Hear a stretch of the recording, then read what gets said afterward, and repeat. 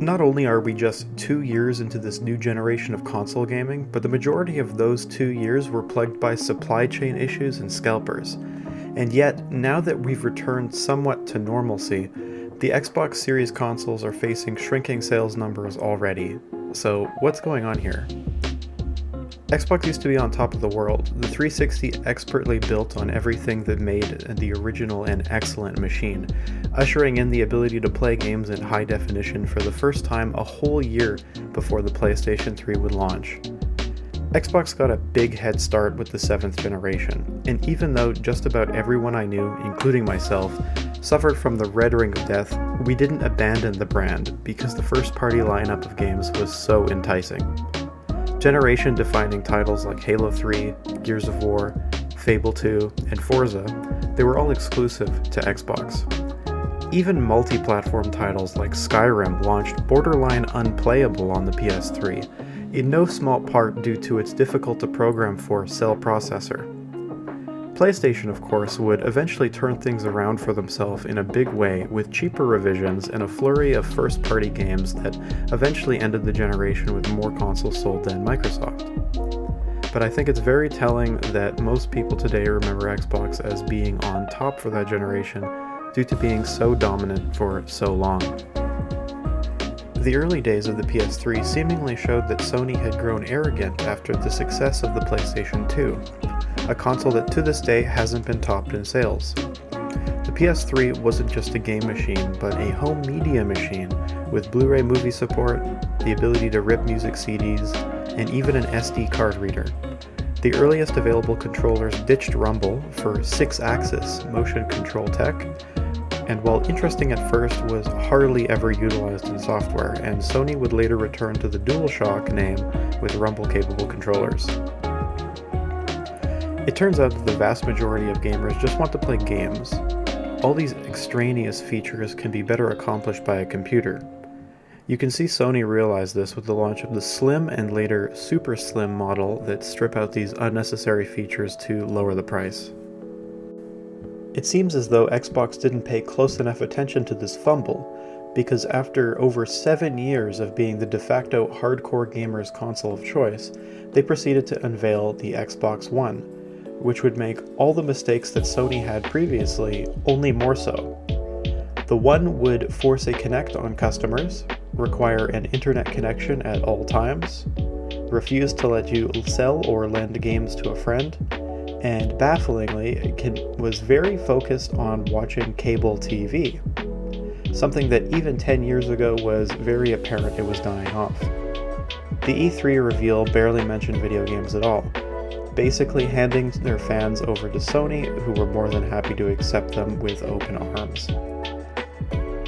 The real kicker for me here was this interview immediately after the reveal with then head of Xbox Don Matrick, interviewed by none other than Jeff Keighley. When asked about people who can't always connect to the internet, he basically says they can go play the last-gen Xbox 360 instead. And fortunately, we have a product for people who aren't able to get some form of connectivity. It's called Xbox 360. Right. So stick with 360. That's your message if you don't like it? Xbox would quickly reverse some of the unpopular things, such as persistent internet requirements and game selling, but it was a little too late.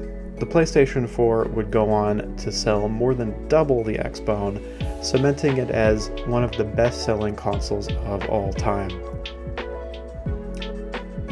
Just over a year after the disastrous E3 reveal, Don Matrick would step down in shame and be replaced by current head of Xbox Phil Spencer.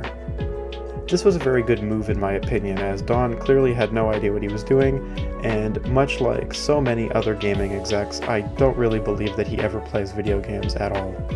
Spencer, on the other hand, clearly has a passion for gaming and the Xbox brand, and has been working tirelessly to turn around its tarnished reputation ever since. The game, though, that I'm probably going back to the most right now is Age 2 on console, which I'll freely admit I wasn't kind of expecting that would be the game I would go to. I love co-op games. I have a friend that I play with. And I love the controls. I think the team did such a fantastic job. Personally, I think that after such a bad start, the Xbox One did about as good as it possibly could by the end of the 8th generation. Several revisions had been made, like the Xbox One S, to reduce its once monstrous size, as well as the Xbox One X, which managed to steal back the performance crown from Sony. Xbox was finally able to boast it had the most powerful console on the market.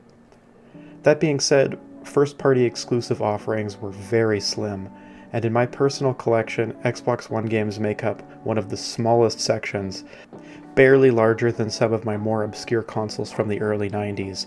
I basically spent the 2010s treating it as a dedicated Halo machine. When 2020 rolled around, I was pretty hopeful for the next-gen Xbox, and at first I wasn't disappointed.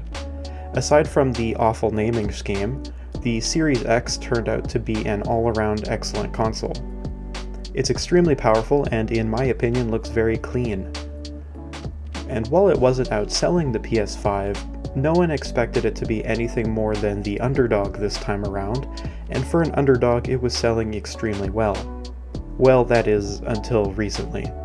Sales have apparently taken a nosedive, down 30% year on year so far, and unfortunately I can't say I'm all too surprised. I got my Series X in the summer of 2021, and the first thing I played on it was Halo 5 in 4K HDR, which is a last-gen title. Then, when Halo Infinite finally released, I played through that on the Series X. Other than that, there's been nothing really to entice me to turn the thing back on.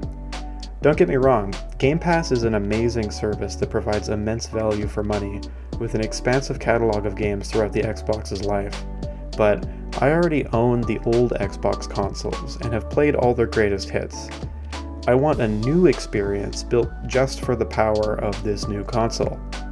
And herein lies the issue. They just aren't releasing anything. Last year, there was a grand total of 0 first-party exclusives released for the Xbox. 0. Of course the console sales were going to suffer now. Meanwhile, Sony has been releasing plenty to keep their fans satiated. I've used my PS5 easily 100 times more than the Xbox, and only because there just isn't anything unique to do on the Xbox. I think Microsoft is painfully aware of this situation, and it's obvious to see what their plan is. Buying up giant devs and publishers so that in the future they'll be able to provide a consistent stream of first-party content for their customers. Bethesda's Starfield was originally supposed to be launched last year, so they were probably banking on that bolstering their Q4 numbers and avoid the embarrassment of having nothing to offer in 2022. If the Activision Blizzard acquisition is allowed to go through, Xbox will be able to secure their future for a long time to come, but it's still very much up in the air whether or not it's truly going to go through.